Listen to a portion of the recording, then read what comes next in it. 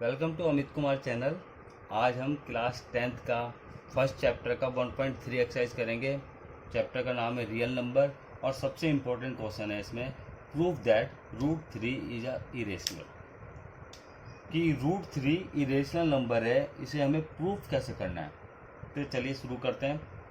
सबसे पहले let us assume that √3 is a rational, यानी कि हम एक ऐसा मान लेंगे कि √3 इरेशनल नहीं है, रेशनल है। हमने पहले लाइन में ये लिखा, let us assume that √3 is rational. अब रेशनल नंबर हमने बताया था किस फॉर्म में होते हैं, P/Q फॉर्म में होते हैं। तो इसलिए √3 इज इक्वल टू P/Q, एक P/Q फॉर्म में हो गए। अब हम इनको क्रॉस मल्टीप्लीकेशन करेंगे। तो √3 की Q से मल्टीप्लाई हो रही है और 1 की किस से मल्टीप्लाई हो रही है, P से। आंसर आया √3Q is equal to P। अब हम क्या करेंगे, स्क्वायरिंग बोथ साइड्स करेंगे, दोनों साइड पे हम इसके स्क्वायर लगा देंगे। तो √3 का स्क्वायर जब हम करते हैं तो 3 आता है, Q का square Q square is equal to P square. ये इक्वेशन नंबर हमारी 1 हो गई। अब हम क्या करेंगे, यहाँ पे ध्यान देने वाली बात ये, सबसे इंपॉर्टेंट लाइन ही ये है, therefore P square is divisible by 3। P square जो है यहाँ पे किससे डिवाइड कर रहा है, 3 से डिवाइड कर रहा है P को, लेकिन and P is also divisible by 3, और P भी 3 को ही डिवाइड कर रहा है। यहाँ पे P जो है स्क्वायर फॉर्म में, तो P 2 बार लिख सकते हैं, P इंटू P कर सकते हैं। तो P स्क्वायर तो 3 से डिवाइड कर रहा है, लेकिन P भी जो है 3 से डिवाइड कर रहा है।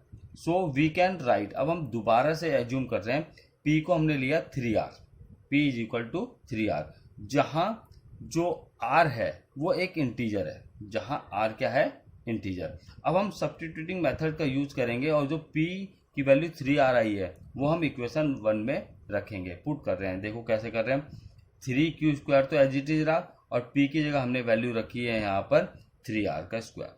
अब हम इसका स्क्वायर रिमूव करेंगे तो 3Q square is equal to 3 का स्क्वायर कितना होता है, 9R स्क्वायर। तो अब हम इस पूरी इक्वेशन को 3 से डिवाइड करेंगे तो आंसर आएगा Q square is equal to 3R square. This means that Q square is divisible by 3 and Q is also divisible by 3। Same statement यही वाली आई है, बस यहाँ पर जहाँ पे P स्क्वायर था वहाँ पे इस बार क्या आ गया है, Q स्क्वायर, क्योंकि जब Q स्क्वायर 3 को डिवाइड कर रहा है तो Q भी 3 को ही डिवाइड करेगा। अब यहाँ पे हम दोनों नंबर को देख रहे हैं, हम यहाँ पे P को भी देख रहे हैं और यहाँ पे हम Q को भी देख रहे हैं, दोनों किसको डिवाइड कर रहे हैं, 3 को। तो P and Q have a least common factor of 3, यानी कि दोनों किससे डिवाइड हो रहे हैं, 3 से। तो ये जो हमारी जो एज्यूम्पशन हमने जो इतना सब कुछ माना था, ये सब गलत हो गया, इनकरेक्ट हो गया। क्यों, दोनों नंबर 3 से डिवाइड नहीं हो सकते, एक ही हो सकता था, लेकिन यहाँ पे P भी 3 को डिवाइड कर रहा है और Q भी 3 को डिवाइड कर रहा है, तो ये एज्यूम्पशन हमारी गलत हो गई। इसीलिए √3 जो है इरेशनल नंबर ही है। Thank you. तो उस टाइप का अगर कैसा भी क्वेश्चन आता है, √3 is a irrational number, √5 is a irrational number, √7 is a irrational number, या 1/2 इज अ इरेशनल नंबर, सबको एक ही मेथड से करना है जो अभी सीखा है। एक क्वेश्चन और ले रहे हैं, so that 3 + √5 is a irrational number. यहाँ पर 2 नंबर्स आ गए इकट्ठे, तो देखिए कैसे करना है। वापस से चलते हैं, स्टार्ट करते हैं। Let us assume 3 + √5 is a rational. सबसे पहले उसे रेशनल मान लेंगे। रेशनल जैसे माना है तो उसको हम P/Q रूप में लिखेंगे। देखें तो यहाँ पर क्या करेंगे, रूट वाली चीज़ यानी कि जो इरेशनल नंबर है वो इसी साइड रख देंगे और बाकी जो रेशनल है उसको हम इस साइड ले जाएंगे। ये पॉजिटिव था तो इधर जाकर ये हो गया नेगेटिव। तो ये पूरा नंबर जो है ये क्या है, रेशनल। यहाँ पे ये कैसा नंबर है, रेशनल। हमने लिखा P/Q -3 is a rational number. अगर ये रेशनल नंबर है तो बीच में क्या है, इक्वल टू, तो ये भी रेशनल होना चाहिए, यानी कि √5 is a rational number, but it is contradiction, यानी कि ये बिल्कुल गलत है। √5 तो अभी हमने जैसे फाइंड किया है, हमने सीखा है कि ये इरेशनल होता है और हमने ये करा है कि ये रेशनल है, तो ये तो बिल्कुल गलत हो गया ना। तो इसीलिए 3 + √5 इरेशनल नंबर ही है। Thank you. चलिए अब एक्सरसाइज 1.4 पर चलते हैं।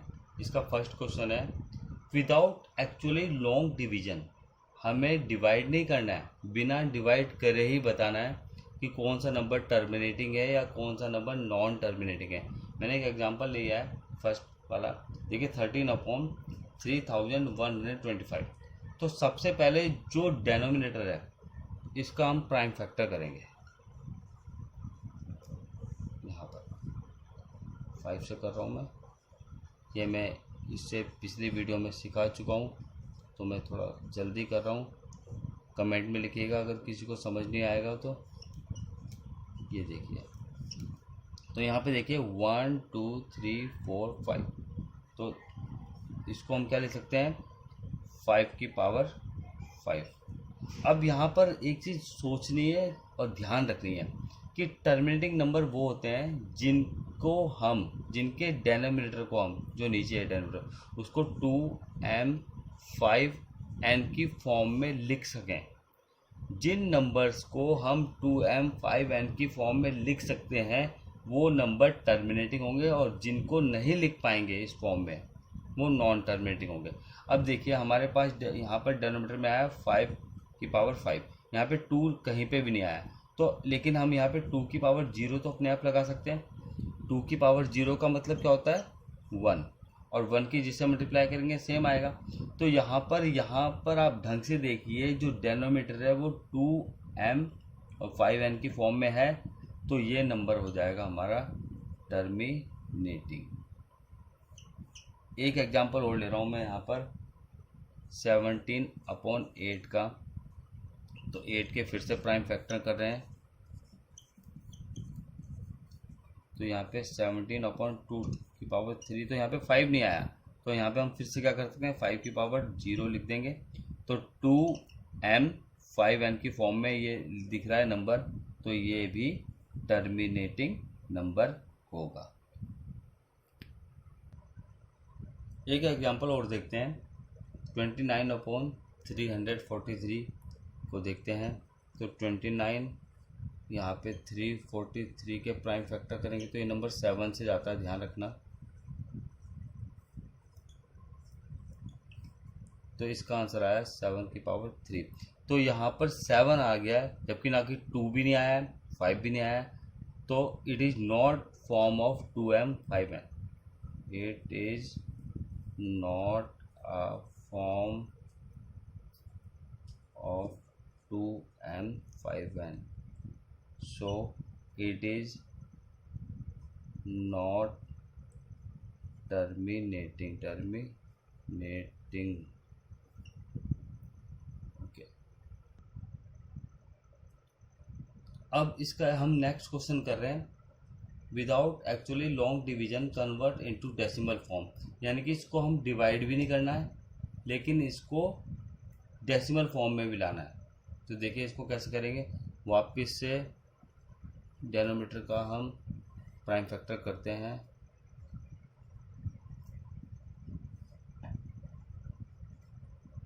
यहाँ पे मैं ये करूँगा 25।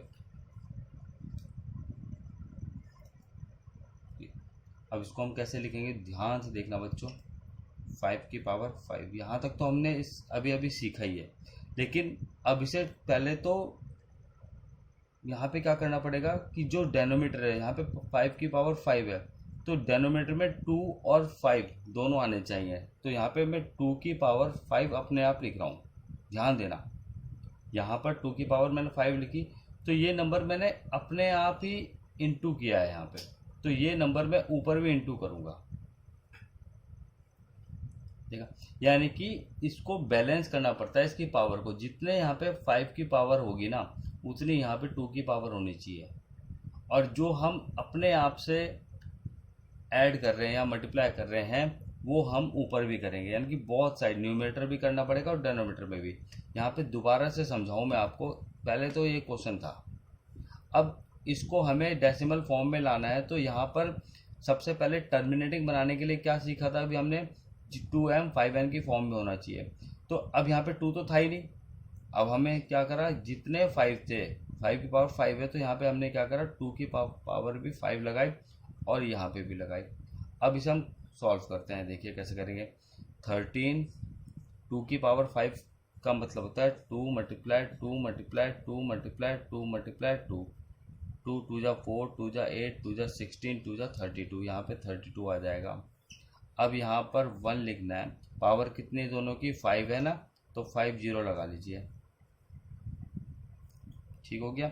अब 32 की 13 से मल्टीप्लाई करेंगे तो आएगा 416, नीचे सेम रहेगा। अब यहाँ पे कितनी जीरो दिख रही है हमें? 5। तो डेसिमल जो है 5 के बाद लगेगा ऊपर, यानी कि अभी यहाँ पे देखो कितने नंबर हैं टोटल? 3 नंबर्स हैं, 1 2 3, 3 डिजिट नंबर हैं ये। अब लगानी जो डेसिमल है वो 5 के बाद है, तो यहाँ पे 2 नंबर्स और बढ़ा लीजिए। कितने नंबर हो गए? 1 2 3 4 5। अब यहाँ पे लगा दिए, यानी कि अगर हम इसको डिवाइड भी करेंगे तब भी हमारा आंसर यही आएगा। लेकिन हमने अभी सीखा है कि बिना डिवाइड करे इसको डेसिमल फॉर्म में कैसे लाते हैं। Thank you.